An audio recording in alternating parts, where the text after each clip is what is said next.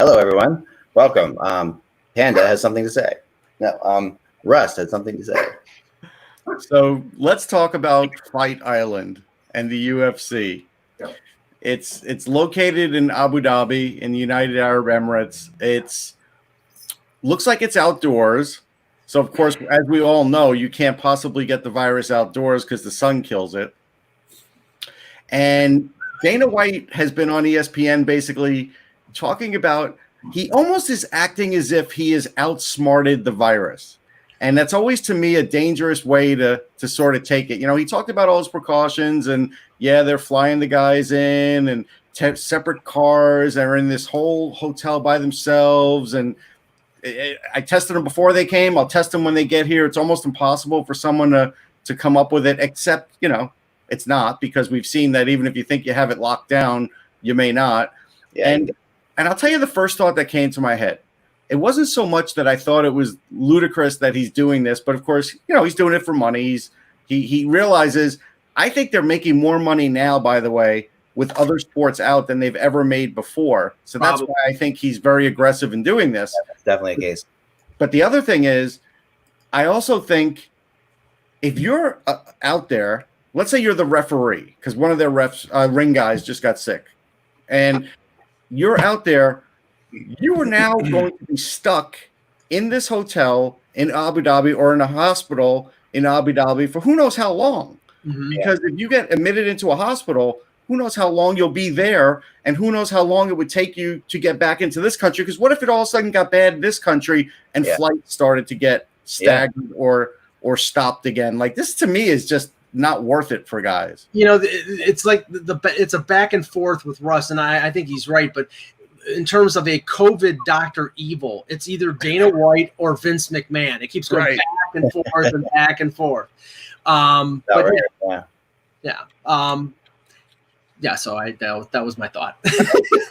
Let's get going. We got some stuff to talk about today. Yeah, a lot of news came out last night too. A lot of news came out last night. Did you guys get into the price yesterday that I wrote about yesterday? No, we saved it.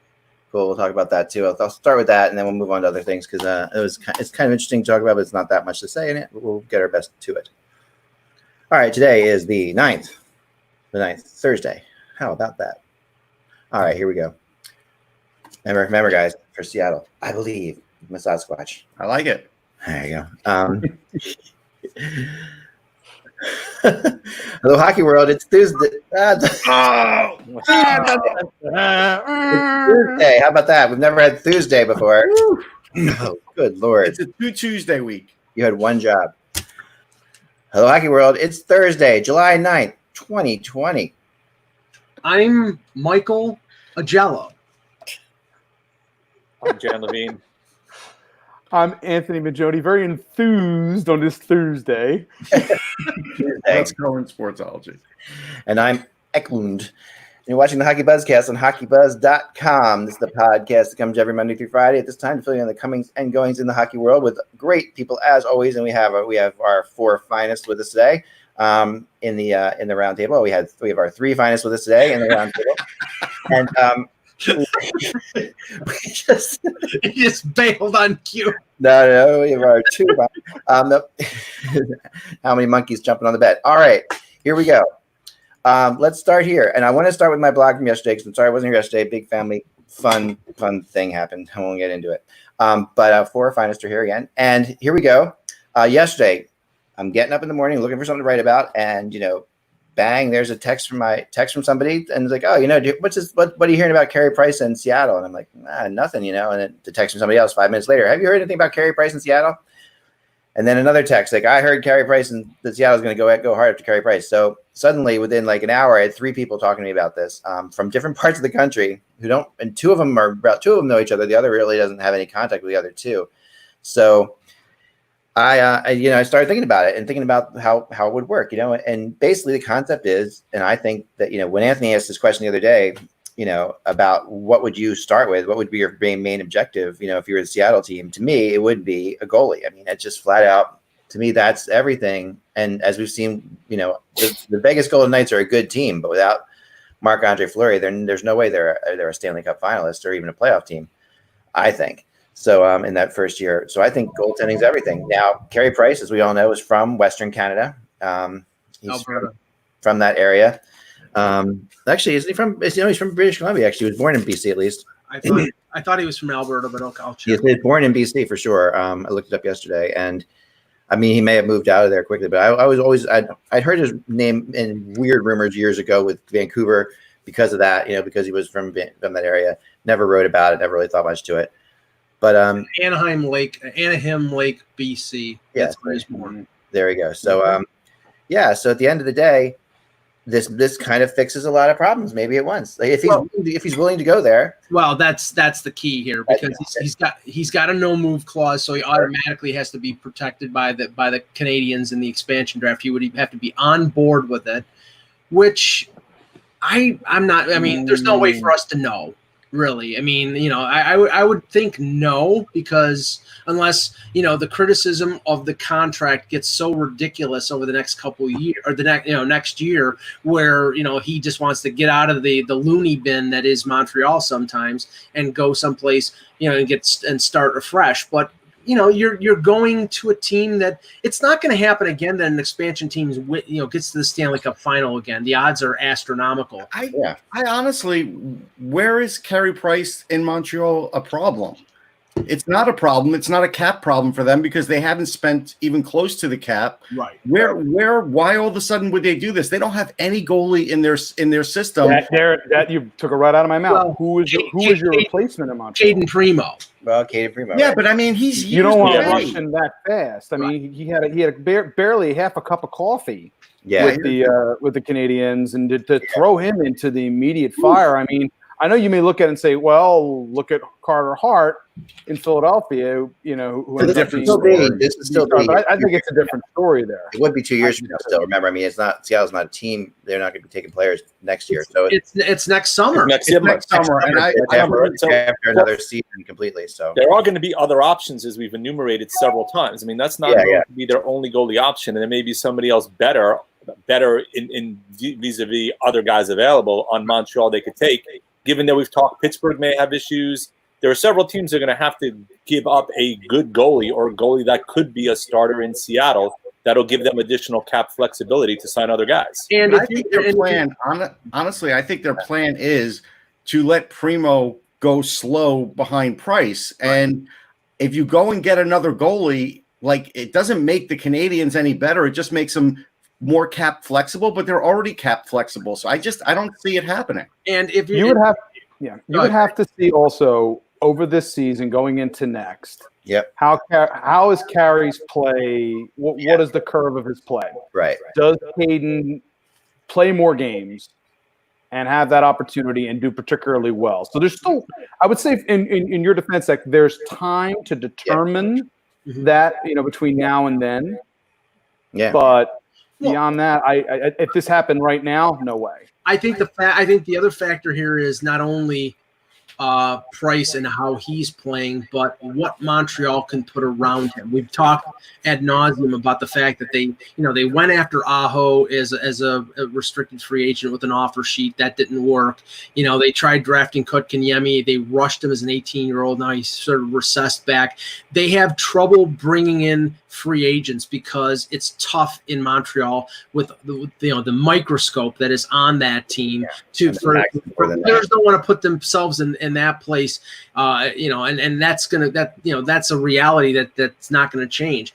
But if I'm Price, I'm like, there are other teams that are closer to contending and winning a Stanley Cup that have cap space, like, for example, Colorado. Now, they have other players that they're going to need to sign over the next couple of years, but they might be in a position where they're a Kerry Price away from winning a Stanley Cup. I would think that the situation would be more in tune with that than it would be to go to an expansion franchise and be the next Marc-Andre Fleury. I'm not even sure about that right this moment, only because it's not like Primo's pushing him. It's not, and if they go a round or two in the playoffs, he's 32. I mean, there hasn't been a drop off in Kerry Price's play. There's only been some injuries, but it's not even like he's Jonathan Quick kind of injured. Like, I don't see it. I don't think that's the plan, and I really do think they're going to let him stay as long as he wants to. And the killer here is if you're Seattle, and you go after Jonathan Quick, if they protect Peterson and Quick is the guy who's available, and you're deciding to go after a veteran goaltender, he's got, I think, 2 years left in his contract after this year.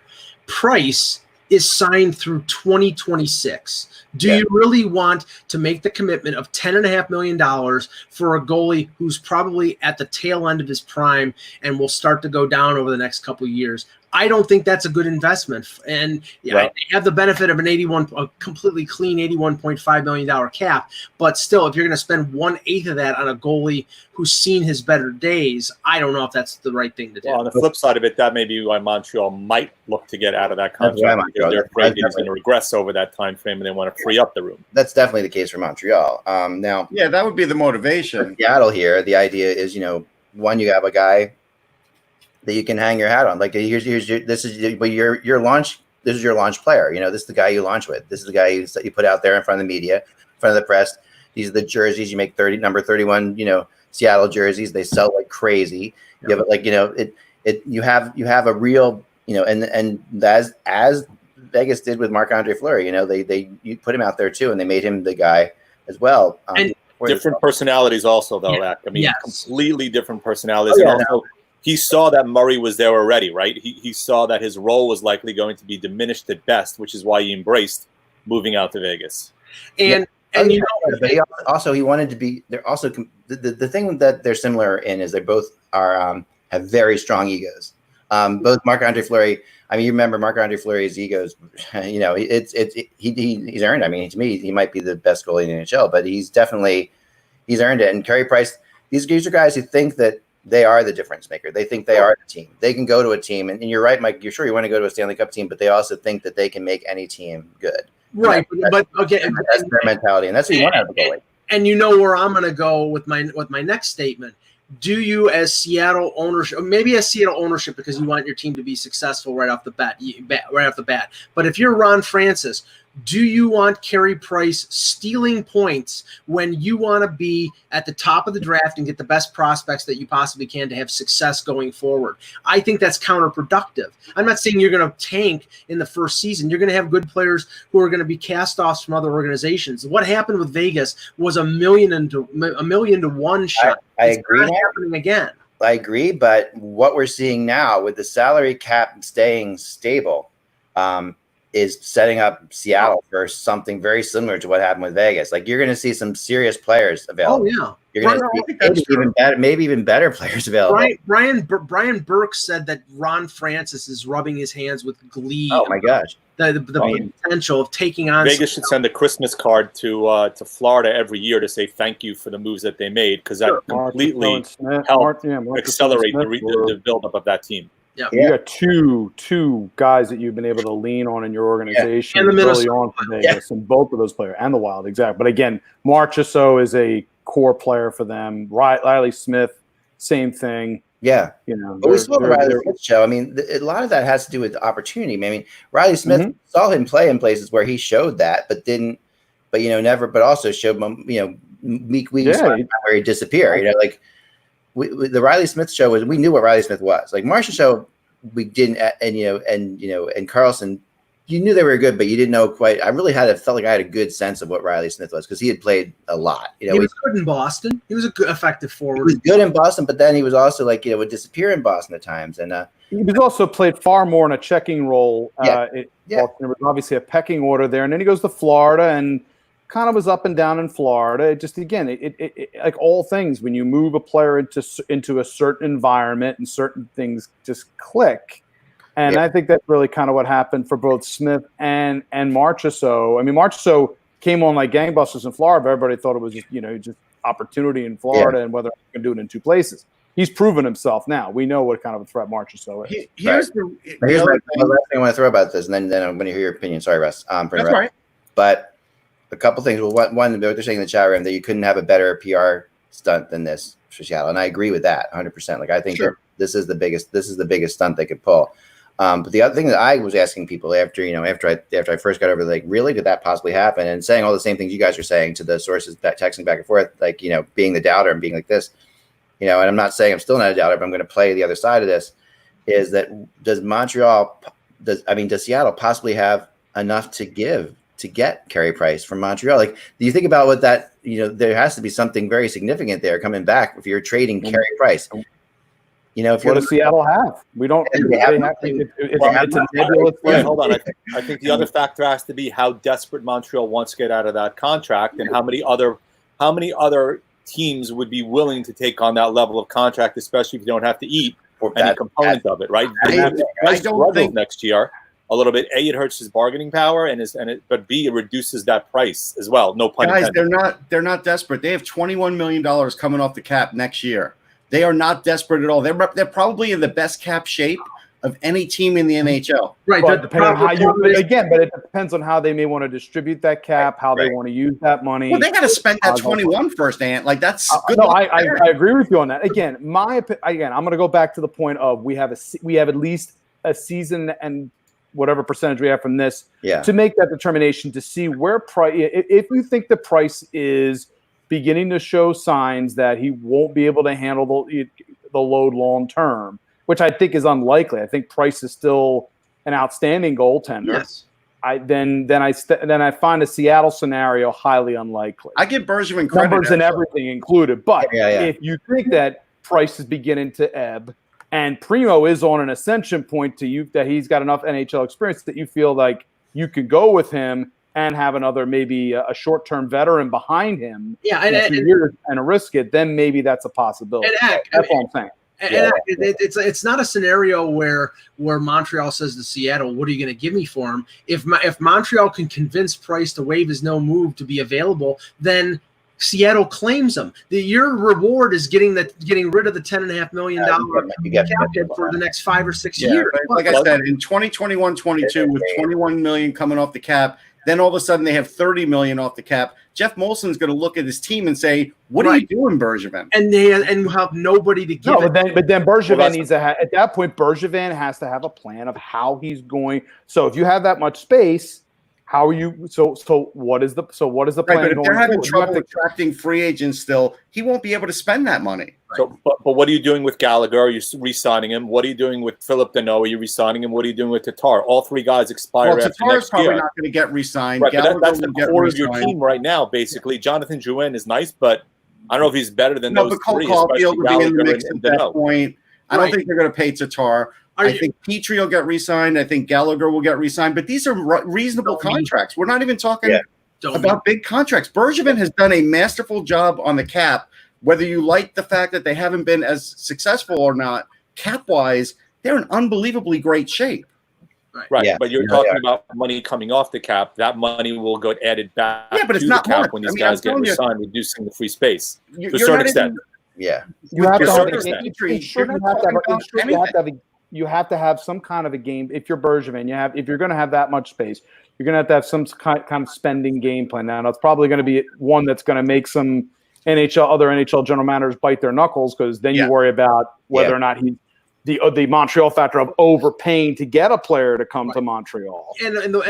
That's another factor. And the one thing is, Anthony, that's a big thing. Montreal cannot be like Arizona and like Ottawa to be a dumping ground for contracts. They can't do it because their fans will burn them. You can't. They can't do that. That's what I'm saying. They have to have a plan of how they're going to spend that. If they're going to go that route, they have to have a plan on how they're going to spend that. Well, like we saw last year ago, that they offer sheeted a player. Remember, we're remembering they offered. They know they have cap space. That's why they're a team that can offer sheet. They were used by him.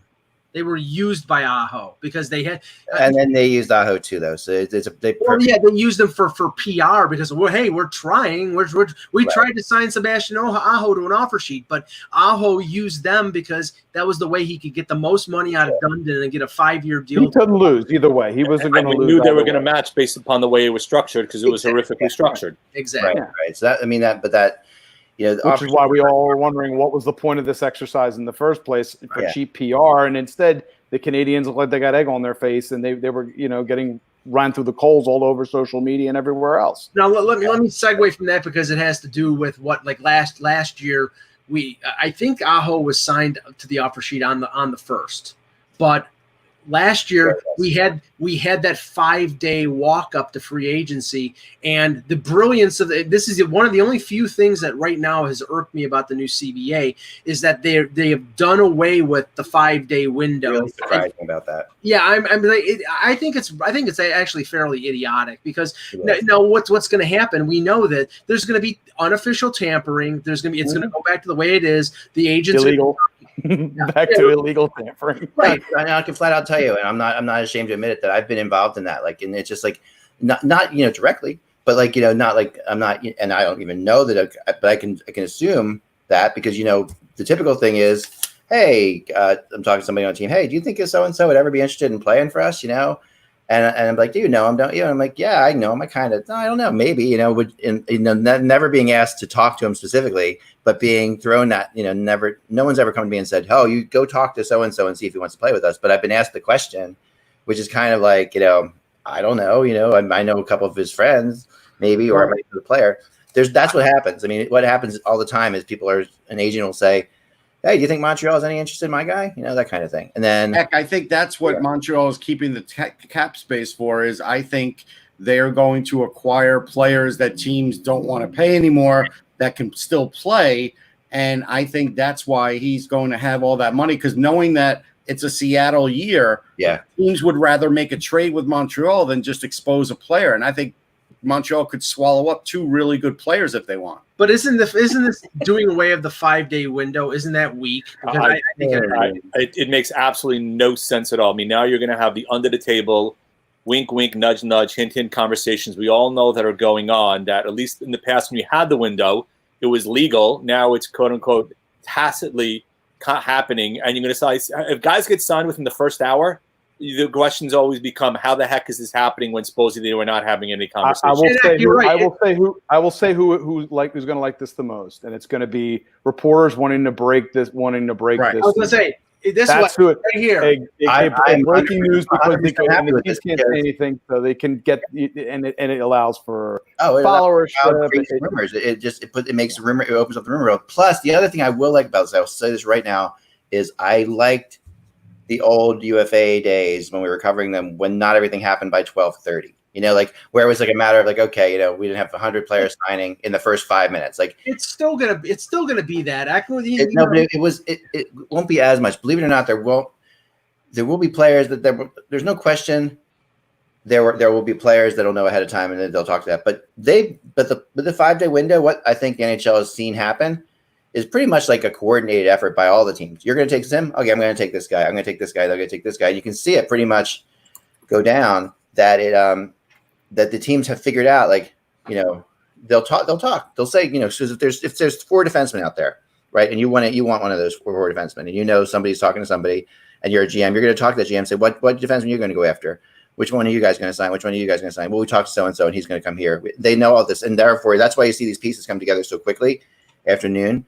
They know which ones are going to go where. I've talked to them. I've heard them say that won't happen as much, because it won't be able to happen as much, because that will. And there are some GMs, believe it or not, like the David Poyles of the world, that will not cheat. They will not do it. No, there's definitely some that won't. But again, there's so many intermediaries. You can't. Texts are text, man. I mean, you could send text without saying the right words and get an idea of things. That's what I'm saying. I mean, I've gotten those that no one's directly ever told me to like tamper, but people have said things to me that were obviously somehow shaded in that way, Yeah. And but the thing that was great about the 5-day window, which I honestly want to give Kevin Allen credit for, because Kevin Allen's the one who first mentioned it at USA Today years ago, that there should be a week window before July 1st. And I always felt like that and he put it up every year, and we talk about it all the time, that when they did it, I always said, that's the Kevin Allen rule, it gives a player a chance to visit a city and see what it's like. It gives and that matters to like the players' wives. It does.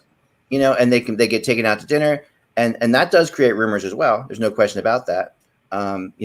We see things like that all the time. Like, I'll never forget when Shea Weber, toured when Shea Weber was signed to the offer sheet in Philly. He was in the building a couple of days before that, and they did it they were very sneaky about it, but they did bring him through they brought him through the skate zone somehow, and no one saw it.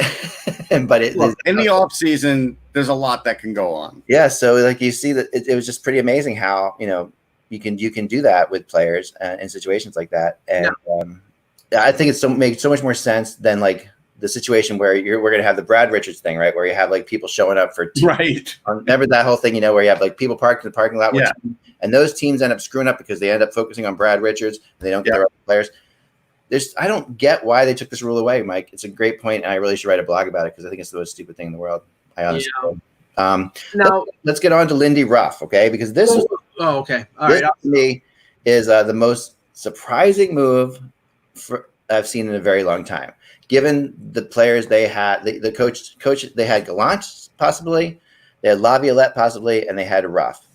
Well, first I have to give a tip of the hat to Elliot Friedman because he mentioned Ruff's name last week before anybody else. Go back, Mike. I have an article with Ruff a week and a half ago. Same thing. Okay, all right, but I okay.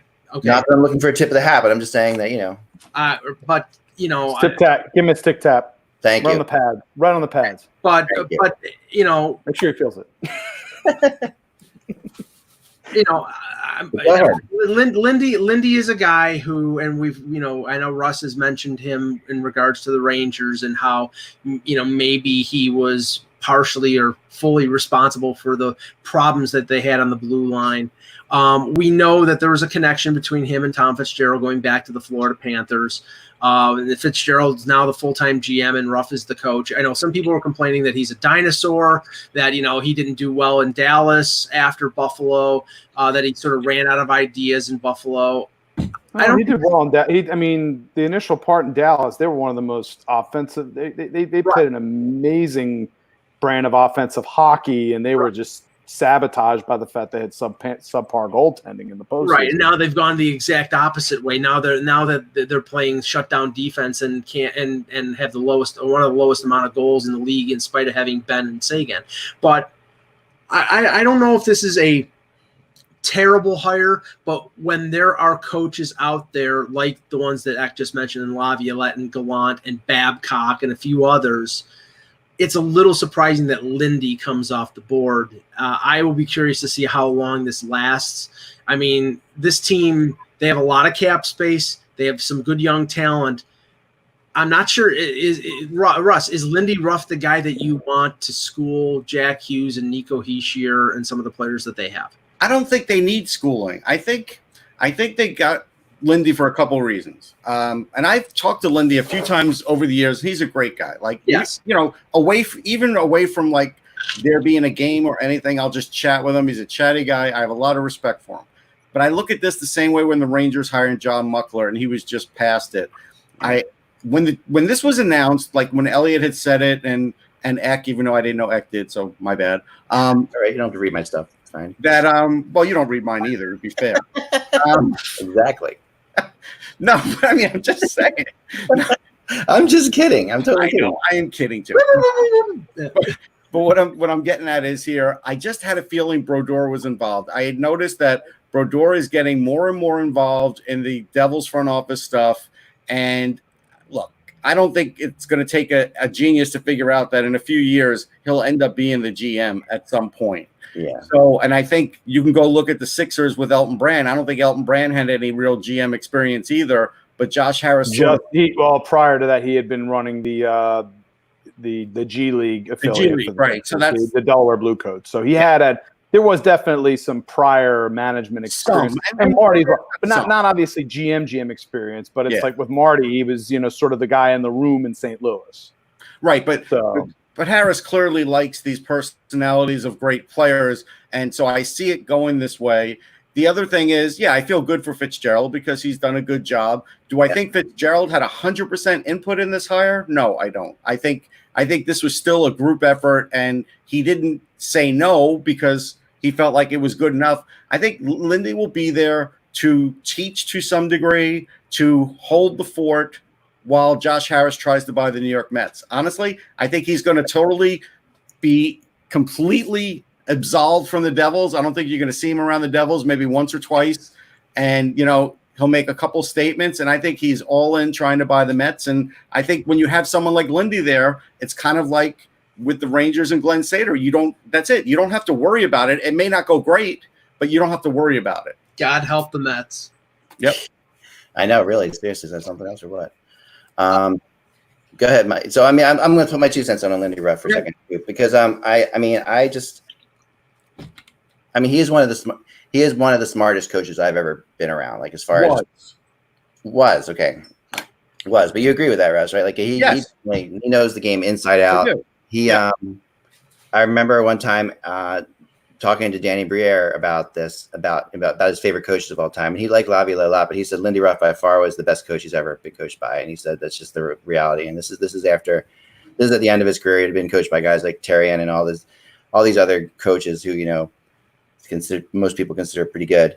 But he said Lindy Ruff he just knew everything about the game. He just knew how to coach. He knew how to motivate teams. He knew how to motivate players. He just has the whole thing. And and I trust Briere on that, because Briere's he's got a good mind, good hockey mind, and showing now as a GM in Maine, doing a pretty good job up there with the Mariners. But yeah, I really do think from the times I've talked to him, my favorite Lindy Ruff memory though, Russ, no question. I'm sure you would go the same thing, because we were both there at the time. Was in Buffalo with Ruff and Hitchcock. Yeah. In the playoffs. The back and forth that went on there when the Flyers and it was tremendous. It was incredible. Like, we walked from one room to the other, and we said, "Did you hear Lindy Ruff just said this to you, Hitch?" And then Hitch said something. Oh yeah, well, okay. And he can basically kiss my ass. Well, he cursed. He told him to F off. Yeah, right in the middle of the press conference. I mean, that was just great. It was a perfect case. It was what Hitch does best, which is the Flyers were getting their asses kicked, and Hitch just took the pressure off the team and put it on himself by that. The whole press conference became about that, instead of the fact the Flyers couldn't stop the Sabres to save their lives. So yeah, it was just Ruff bit into it, Ruff, and they went back and forth, and and I talked years later to Hitch about this, and he said that they both just thought it was the funniest thing in the world at the time. They weren't really mad at each other. They were laughing about it actually behind the scenes, but they kept the game up. It's just like, there you have like the really the seriousness of Lindy Ruff. And I would have gone with Gallant here, because I think that Gallant is the kind of coach that this team needs. What Gallant did in Vegas is unmistakable. The fact is unimaginable that he doesn't have a job already. To me, like, Gerard Gallant doesn't have a job is incredible to me. I just don't get it, and if I'm a coach out there on the rocks right now, I'd be very nervous. I think that there's something with the way he must have left these previous jobs. Hey, that's twice. Yeah. It's interesting again between. Russ was literally about to take the same thing. It's twice. Yeah. Now that this has happened, where it's been works, right? Unexpected, unceremonial. Something happens where we probably won't find out about it for years, but in both cases, there had to be some sort of behind the scenes explosion, which they were just it's inexplicable. It's inexplicable that he was fired in Vegas. I want to mention this. When I was at the 2018. Go ahead. Last thing to finish off with this thing, and I'll let you rest. Sorry. To me, I was doubtful that Vigneault would have success with the Flyers, being an old style coach in the new NHL, and I was wrong there. He's been very successful with the Flyers. I think Ruff is in the same world a little bit, so I'm willing to give him a little bit of a chance there and see what happens.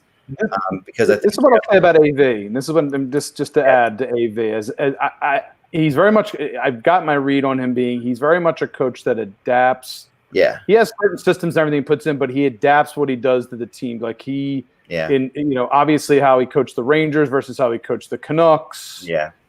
Montreal, they seem, and that's it's not a good coach. The question is, how long is the shelf life? Yeah, that's the question. I'm going to go back to in 2018 at the Winter Classic. I was doing a live hit on Sirius, and Larry Brooks was walking in for the next interview, and they said, "Russ, why don't you hang on with Larry? Larry, and we'll chat about the Rangers." And they said, and they looked at me and they're like, "Well, what do you want to ask Larry?" And I did. I asked him, "What does he think Lindy Ruff is doing or has done at this point?" And it was like halfway through the 18 season. And he goes, "Honestly, I have no idea." And this is Larry Brooks, who is around the team every day, every minute. And that was in 2018. So I think we think even less of the job Lindy's doing, last year even, or this year, than that. And I think that is what I would worry about if I were a Devils fan. Honestly, I'm looking at polls online. I don't think the Devils fans are happy about it. They're not happy at all. I mean, how many of the New York Metro teams, or those three teams, have had the same coach? Like, not many, right? Like, not many. I can't. I was hoping to have a dynamic. Again, if you have a guy like Gallant, he's considered, especially with what he did with Vegas, that's considered to be, a dynamic thing. Yeah. Laviolette promises, hyperactive, go, high forecheck, high offense. Yeah. And Lindy, it's been years since. I mean, I mentioned that the offensive numbers that they had in Dallas, but that's a long time ago. It is. Just to mention, because I mean we did mention that Fitzgerald was named the full-time GM. Yeah. The one thing that we didn't mention was the report. I don't know who reported it, but that Mike Fuda and Lawrence Gilman, the assistant GM in Toronto, were interviewed multiple times. And obviously, they stuck with Fitzgerald. Russ, we knew Fuda was going to be in the mix there, and probably will be in the mix for any GM job that comes up. The other interesting thing was, which is not tied to the Devils, was John Worrell from Associated Press reporting that Rick Dudley is not on the Buffalo Sabres radar, which just tells you again that the Sabres, it's all dollars. Well, I think it's money with the Devils too, because if you think about what Michael Fuda is going to cost compared to Tom Fitzgerald, it's probably double. Right. And so I think that is a factor in this. Yeah. And I think Lindy is coming much cheaper than some of the other coaches you talked about too. And I think Josh Harris has a limit as to what he wanted to spend as well. And I think that especially as you said, if he's trying to get in on at the ground level of the Mets, there's only he's got a lot of money, but there's only you're talking 3 franchises. Right. Now, it's rarefied air. It's Stan Kroenke territory.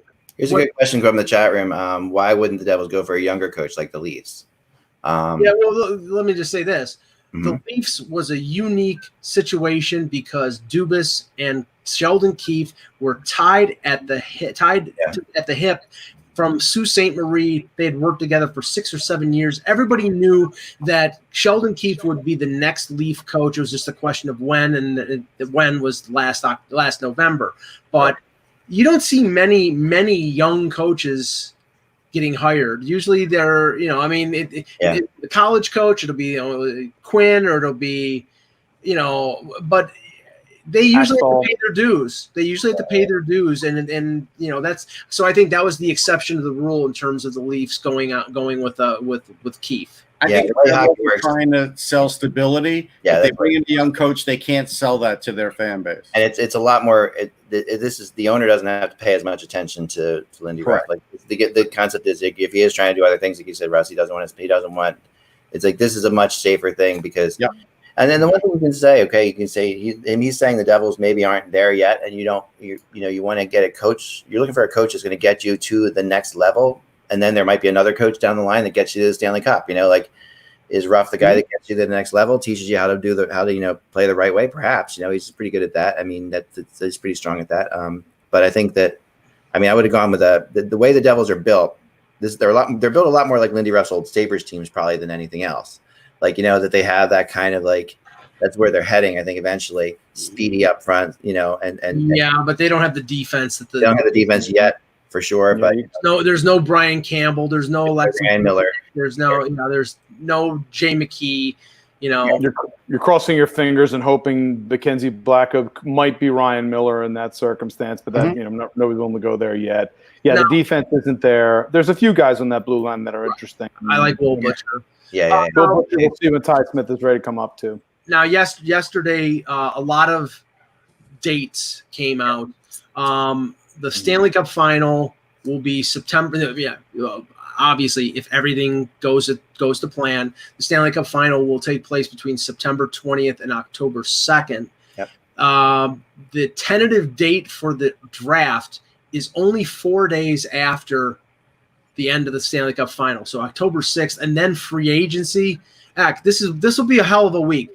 On October 2nd, you're going to have the game, potentially a Game 7, and then 4 days later, you're going to have the draft, and then 3 days after that, you're going to have unrestricted free agency. Yeah. Well, there's no travel. Like if you're not traveling anywhere and you're just doing things over phone lines and maybe one location in a studio or something, you could do that. Yeah. Which will also tell you that more than likely they'll be announcing, not that this is any big deal, but they'll be announcing probably the NHL awards during the playoffs because the regular season. Right.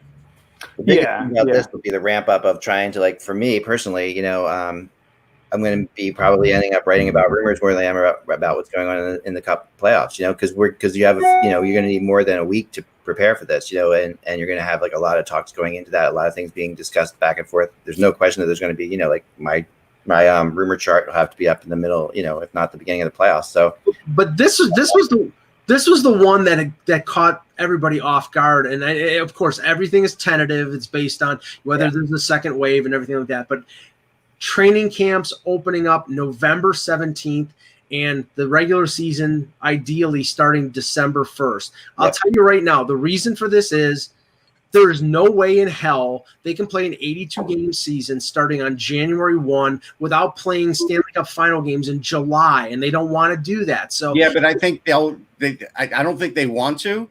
I think that they may not have a choice. Happening. If they're doing it, here's the thing: if you're doing it now, if we're already in the late part of summer and you're starting at the playoffs now, there's a good chance that this could happen. As much as you may not want to butt up with baseball and everything else. I know. They don't have, I don't think they'll have much of a choice in the matter. Right. I think here that the thing about that too that is really kind of intriguing, and you have to remember this too. And I was joking around because our Hockey Buzz's numbers are every hockey website, our numbers are low right now. And normally this would be a very busy time. July is one of our busiest days of the year. We're usually doing like crazy numbers right around now. Trades from the draft into June and July. But the good thing, the NHL's thinking about this too, I'm sure, and I'm thinking about this a lot because you have to run a business, is that October, November, December, those are the best advertising times of the year. I mean, going into Christmas is when you get the most advertising. That quarter is advertising rates are higher.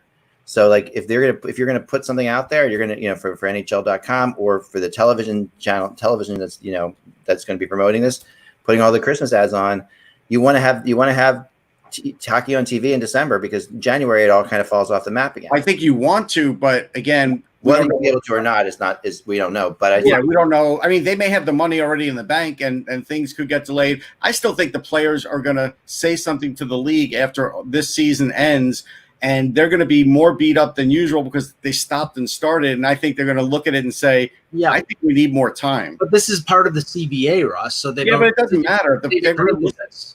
They're still going to listen to the players. If everybody were to complain to their team and say, 5 weeks or 6 weeks is not a lot of time to get all this done, the league will be willing to listen to it. It's not like the league has put out this schedule yet.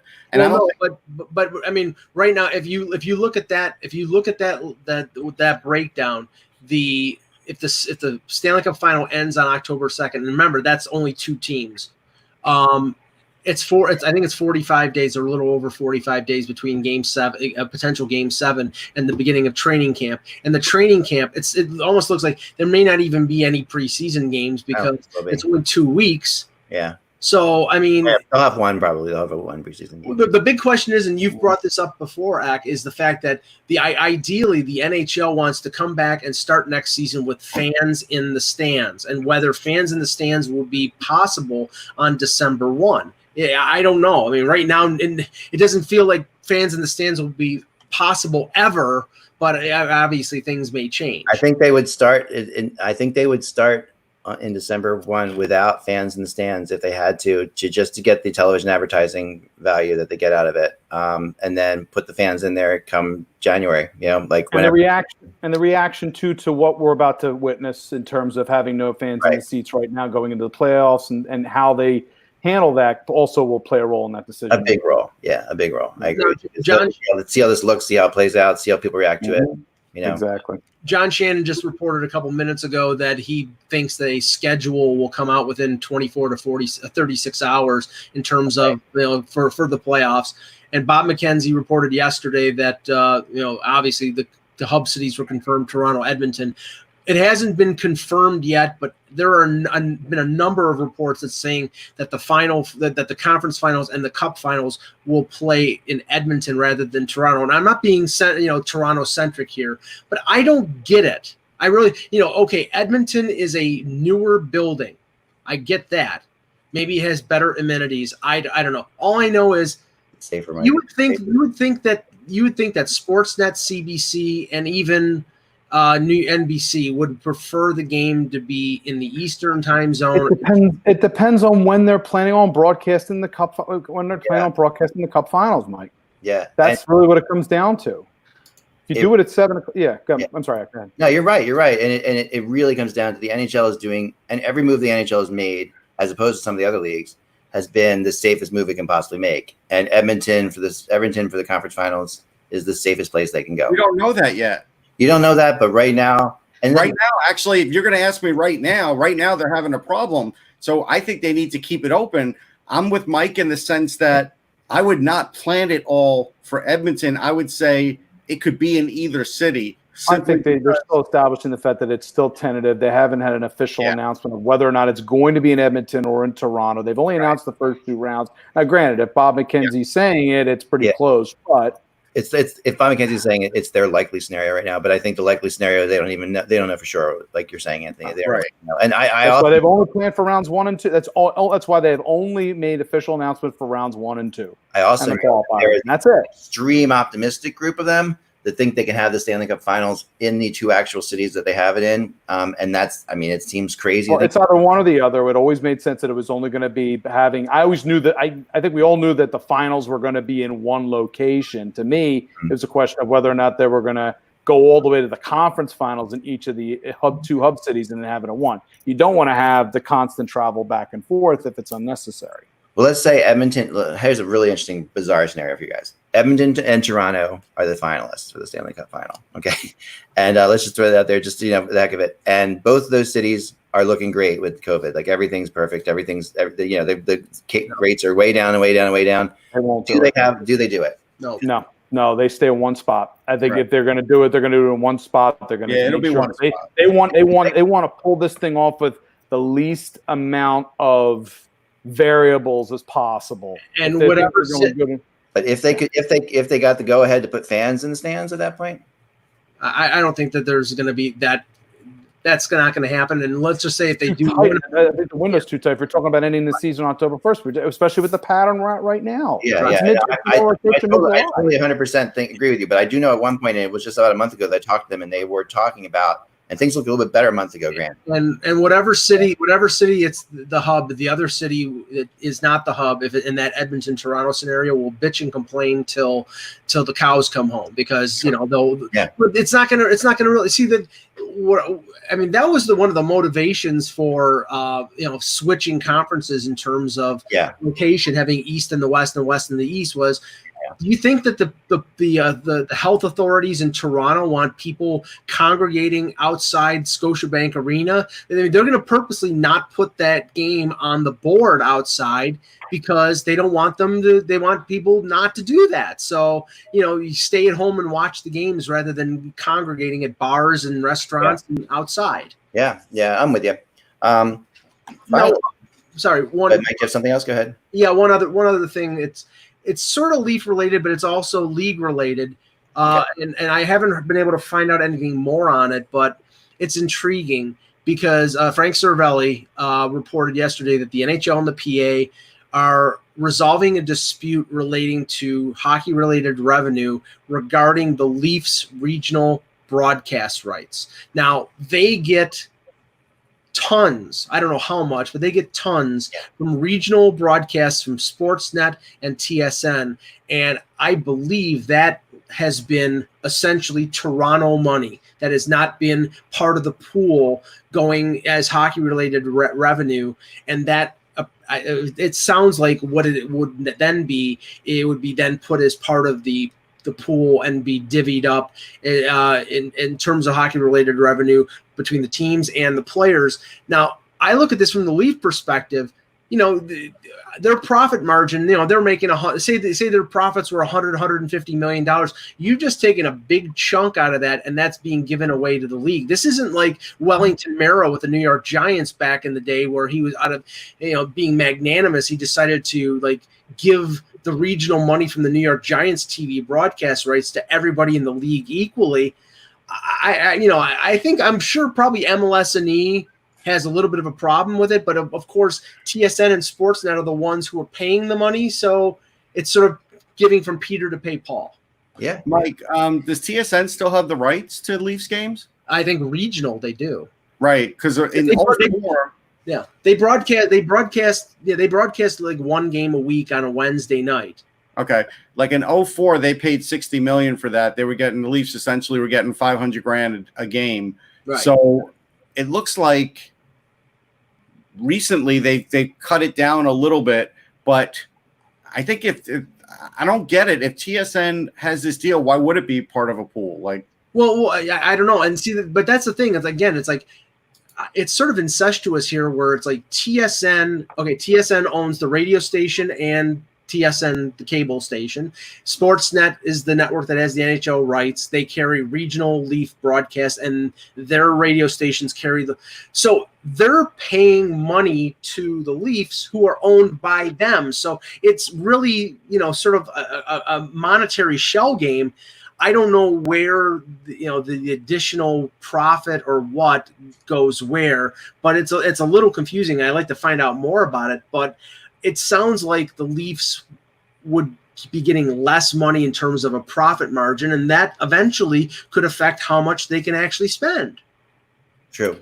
Mike, when the Leafs are on TSN, yeah, can you get the game any other way, or is it only on TSN?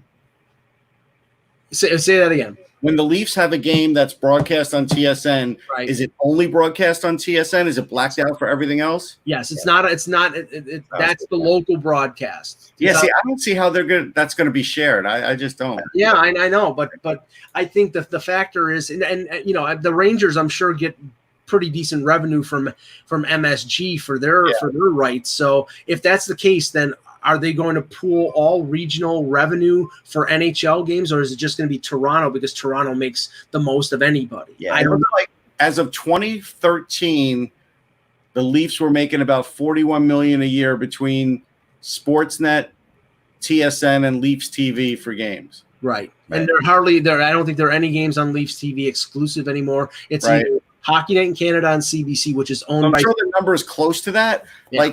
And they're, I think, second. If this list is right, they're actually second in the league. Montreal gets the most, and the Rangers are third most, which makes sense. There you go. Yeah, for sure.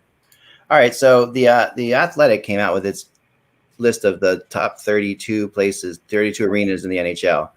And here's the list here. I'm going to bring it up. Is there criteria listed at? Bring it up faster than. Oh, I got it. 1 second. The criteria. I didn't think that the criteria was just the best place to see a game. Basically, that's what it was. So it doesn't. All right, because when I think of the best, I'm thinking just the rink and the amenities. I'm not counting the crowd. I'm not counting, the atmosphere. I'm just counting amenities and rink. And when I made my list, I went more on the whole overall experience. Okay. So that's my list is different. Which I would prefer to do what you did. Yeah, I think it's more interesting, But and this is there's some. I mean, they put the T-Mobile Arena at the top.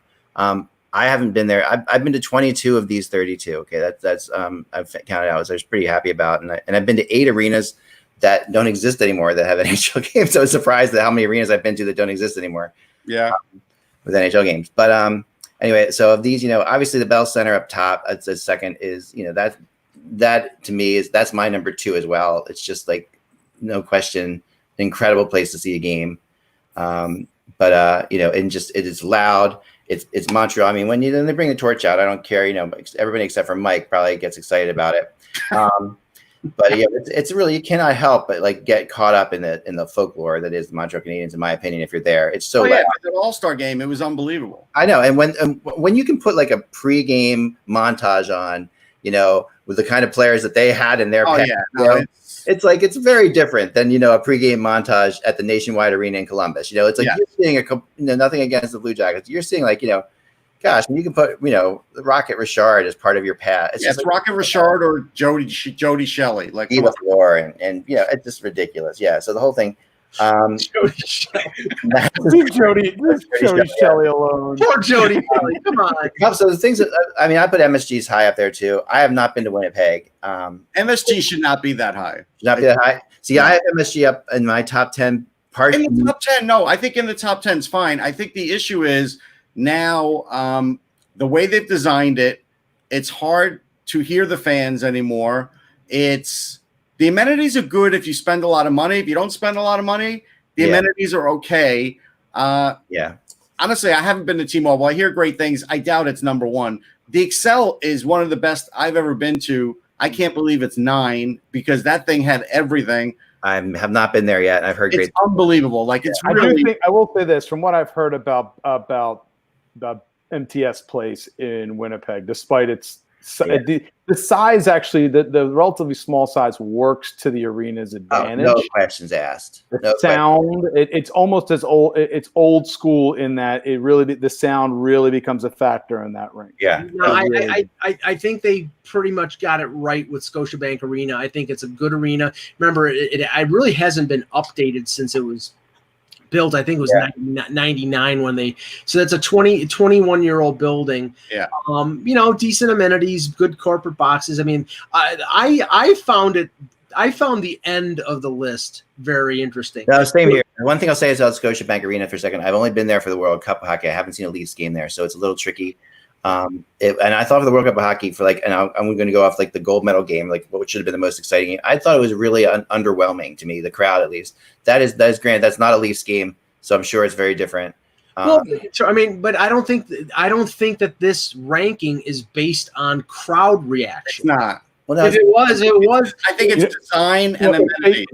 I don't know. It's design amenity, and it's also a beat. It's also, again, these were all input from beat writers, right? Yeah, who've been to the arena, and I get why you do that, but also beat writers are going to have a different. You can't look at it like a beat writer. They're going to have a different aesthetical look at it. They're not. They haven't. Last time a beat writer has been probably in a regular seat. Right. In an arena, if it was based on different, it's so different. Like you go as a beat writer to be in a seat. I mean, a beat writer. No, you should.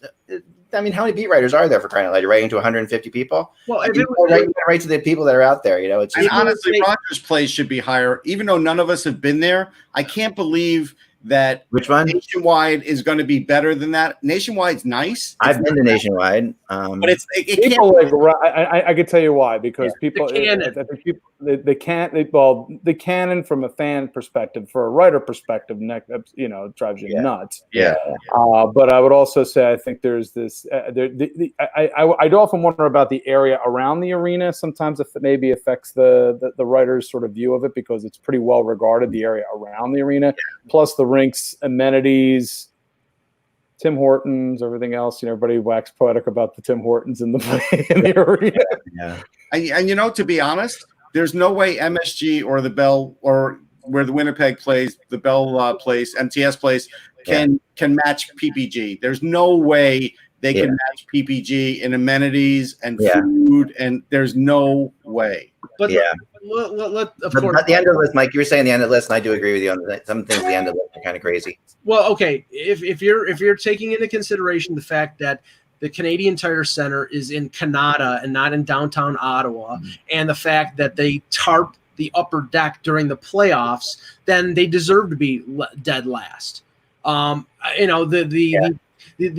ridiculous situation with the Islanders going back and forth between Nassau and Barclays. Barclays deserves to be 31st simply for the Honda truck that's right around the ring. It's not built for hockey either. It's not a hockey arena. It was a basketball arena that was a retrofitted, quote unquote, for hockey, which is why it was like a modern version. It was like a modern version. It was like a modern version of America West Arena. Same issue. Sightline is the same thing as it was at America West when the Coyotes first played there. Now, Russ and I don't know if you've ever been there other than for the 2015 draft that we were both at, Russ. But, I would pretty much, I've been to the Gila River Arena. I've been to the Prudential Center. I've not been there. I've been to the BB&T Center. They're cookie cutter. I thought BBT wasn't cookie cutter. No, but I haven't been to BBT.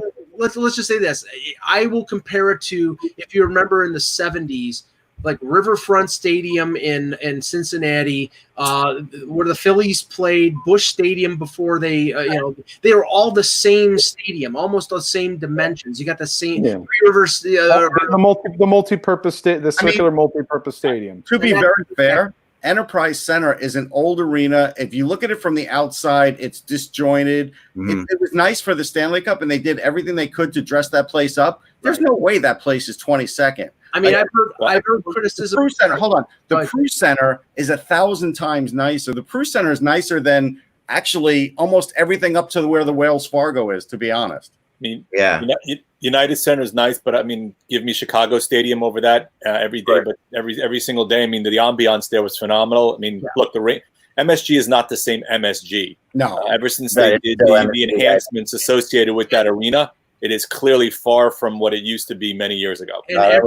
everybody in Buffalo would take the odd over KeyBank Center. KeyBank Center, I don't know how they got 21st. I think you know what the other thing is? Nassau Coliseum, it's about the aisleways and the bathrooms. It's all about that. Yeah. And I don't know how it got dressed back up with that problem, but that's why they are where they are. Yeah. But it's an awesome place to watch a game. It is, but and also, in my opinion, I think the Excel Center is too low because Minnesota, the Excel Center is a beautiful arena, in my opinion. It's amazing. The Excel should be it's a great arena. I was there after the 2004 All-Star game. No, it's tremendous. Now, do you think Wells Fargo at 19 is fair? Yeah, I think even after the remodel, that's a person who's been there all the time. I think they've done a lot. They're doing a lot to the arena. To try to change seating situations, the amenities, and it's been pretty drastic. I mean, Russ and I have seen it's drastic the last 2 years. I have been there. Press box, everything else is different. Let's take what Act wrote on his. I want to say one thing. Emily Arena is way high, too high on this list. I mean, I've been to that place a couple times, and in Tampa. Yeah, I've been too. I thought Wells Fargo is better than the Emily Arena. I agree too. Let's take Act's list and hit my list because everyone's going to hate on it. No. I wasn't going to critique your list. I was going to say ask everybody what their best arena was. Yeah, what of all the arenas you've been to, guys? Jan. Excel, in my opinion. Okay. I mean, I thought I mean, look, I'm a little biased. I live literally 10 minutes from the Nassau Coliseum, so I've been there for Ranger Islander games in the day when the noise level and the ambiance, but that's partly due to the opponent. But Excel, I thought, was a great arena to watch a game in. Russ? I'm going to, as much as I love the Excel, I'm going to give PPG a little bit of an edge. I've been there a lot, actually. Yeah, we have. But it's not even just because of that. I mean, the food is spectacular. There's a lot of room to walk around. They have that whole area outside to that fans could watch on the big board. Yeah. You could practice there, and there's so many. It's such a good place. Like they have 5G. They were the first to have 5G. Like I think it's PPG. Okay, yep. Anthony? It's tough for me to say. I would say my most visceral experience in arena probably was at the Saddle Dome. Okay. Anybody knows about the Saddle Dome knows about the catwalk. And then the seats themselves. And anybody I've talked to was a young writer who had that experience for the first time. I said, you feel like you're being strapped in and hanging over the rink, and similar to my experience with Cops Coliseum. Northland Coliseum was that way. Overall experience, it's tough for me to sort of peg a favorite on this. But that was probably, if you're going to ask me, probably for the most visceral experience I ever had. It's definitely the Saddle Dome. Yeah.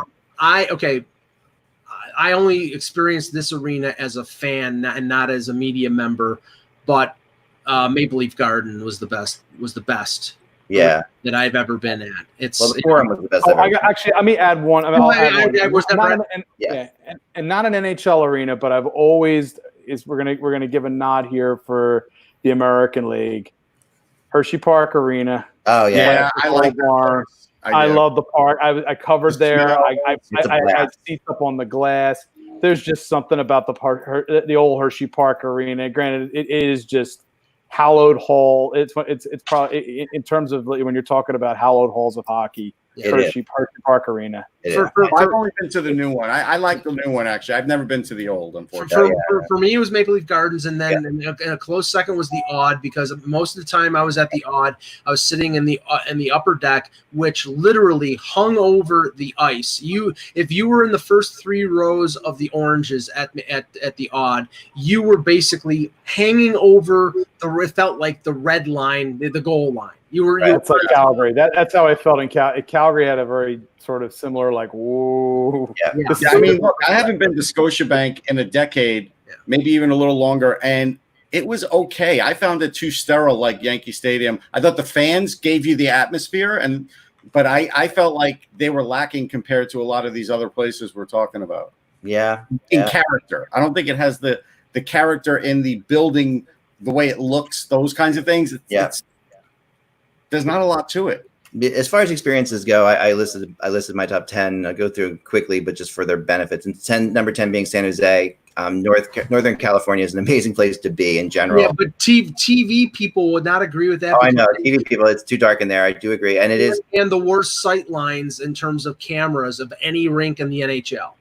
Yeah, but the live, it's an exciting place. It's a place. It's loud. It's a loud building, and it's always been packed. Like even when I went there when it first opened up, it was even packed. This is what I'll say about San Jose. It reminds me something. It's like the hockey equivalent of like watching an English Premier League game in one of those really old stadiums where the camera's sort of like how the one camera has to kind of pan a bit because the stands are shaking. That's why exactly it's shaking, but also just how you have to pan because of how tight things are. When I was out in San Jose, I didn't get to go to see Sharks game, but I did go to the Snoopy Arena, which a lot of pickup hockey's played. It's actually a cool place. Yeah, no, I actually know the number 9 I have was PPG in Pittsburgh. We also saw him in the Civic Center, before the Igloo. The Igloo was cool in that you could touch the roof of it when you're in the press box, which was fun. The thing I like about Pittsburgh, honestly, more than the arena, well, for the media, we're lucky because they put us in the crowd, but usually in the auxiliary seats, you're in the crowd in Pittsburgh, which is fun. That was Hershey Park Arena too, because you look at they had a plexiglass thing, so you get people, banging on the glass while you're trying to. But never, other than the Spectrum, they were the best sight lines I've ever had. The Spectrum was really great back then. So Pittsburgh, the fans in Pittsburgh. 8 for me was Carolina, which doesn't get enough credit because, I know the Carolina building has been, Carolina. I don't think it's as nice as Pittsburgh. See, Pittsburgh shouldn't be on that list. I'm talking about the experience overall. Fan experience. Pittsburgh shouldn't be on that list for one simple reason: that friggin' horn. Or the drum playing. We can't move past that, but the tailgate is great in Carolina, but I still would take Pittsburgh ahead of it. I'll just never forget Game 7 in Carolina with the fans standing up for the entire game, like a college basketball game. That was so awesome. Number 7 for me is MSG because honestly, I know I never was at the old MSG, but just the whole. I was. The sound was so much better. The sound is muffled now. Whole experience though of walking up to to the train stage to Penn State. That's cool. The whole thing of it. I mean, you past Radio City Music Hall, all this stuff. I mean, forget about it. It's MSG. It's New York. It's crazy. Number 6 is LA. They do a really good job with their in game. I think they have the best in game stuff in the league. It's Hollywood, so it should be good, but it is good. Number 5 for me is Buffalo, and I know it's been a while since the Sabres have been good.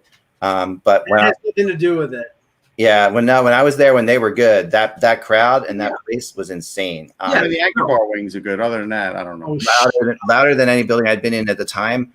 It was incredible for sure. Number 4, Nassau Coliseum. Come on, are you talking the old one or the new one? Experience. I'm talking about the experience.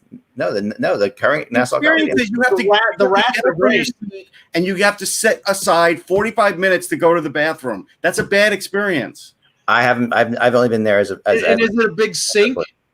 No, but to me as a reporter, I've only been there as a reporter. I've never sat in the crowd. But the closeness, the feeling of it feels like the Spectrum. No, it is close. And I was at the last time before they reopened. It is close. We are at the top. The press is at the very top of the building, and that's high up in places like Boston and Philly. You're really far away from the ice, and that's all. You're like the top of the second. Remember, a pipe was leaking in it last year in a whole section. It's loud though, man. When things are going well in Nassau, you gotta bring an umbrella. It's loud. The fans know that they are serious. The barn for a reason there, Russ. I don't know. I don't agree.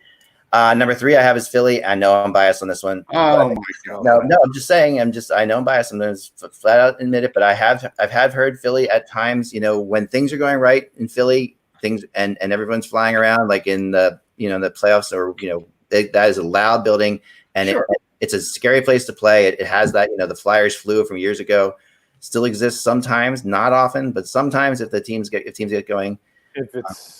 I would say we saw that in the 2004 conference finals, game 6. Yeah. The Primo game. Oh yeah. Loudest. I've been in the Spectrum, but never in a moment like that where the Wells Fargo Center, literally, I still hear it in my ears how loud it was after Primo's goal. And then, of course, after Simone Gagne's goal in Game 6. That's the loudest I've ever heard in an arena. I totally agree. That building, and the Flyers fans are, Philly sports fans, when they get riled up, they are incredible when they get going. Number 2 for me is Montreal. Again, for all the reasons I said before. My favorite city on the planet, first off. So and the montage and all that. Number one is Nashville, which I've talked about many times. This is so predictable, Eck. I'm sorry. Like I could have. I know you know me well, but I'm just going to say that Nashville, like the experience of Nashville, if you love hockey, if you love music, you can't put the two couldn't. The hot chicken has nothing to do with the arena. No, the whole experience couldn't be better. The arena is the Smashville fans are loud as hell. We've all talked about it actually at one point or another, being possibly hurting the Predators this year, not getting any games in the playoffs to play in front of their fans. Their fans literally do carry them more than most fans on other teams. I think they ride off that wave that gets going in there is intense. It's like a college hockey atmosphere at times. And it has that, they have the college hockey chants that they hand out to around. It's just an amazingly well done thing. And you can't beat it. Go outside after the game or go outside after a morning skate or whatever, and you just sit down and watch, great bands play for free. And it's just phenomenal. I mean, honestly, and it's real hockey, and people don't give enough credit. I know it's predictable.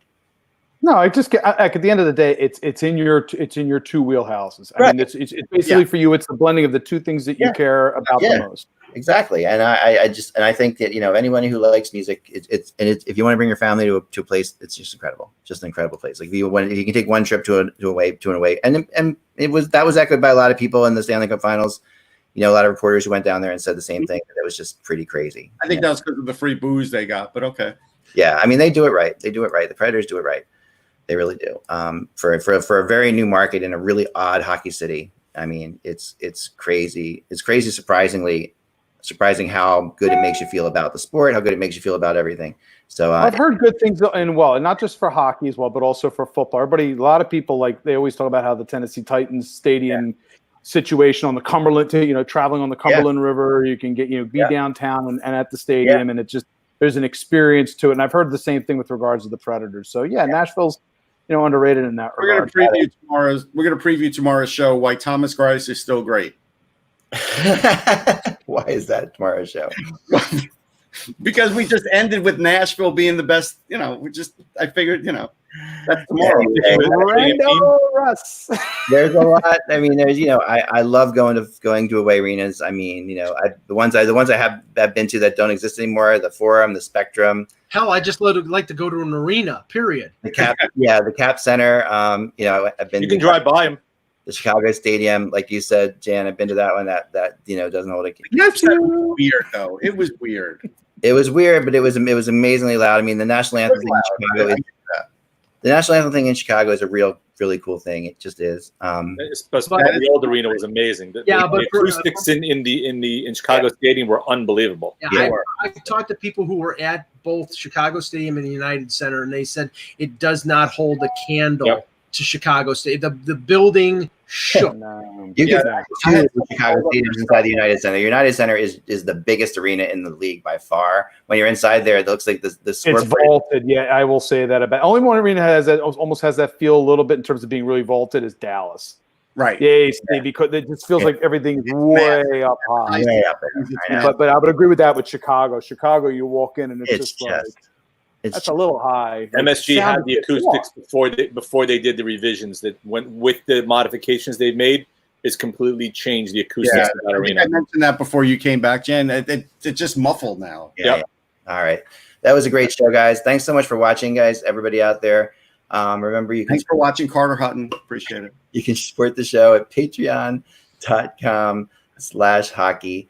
And we appreciate it. Enjoy the day without the buzz. It is just hockey. We will talk to you soon.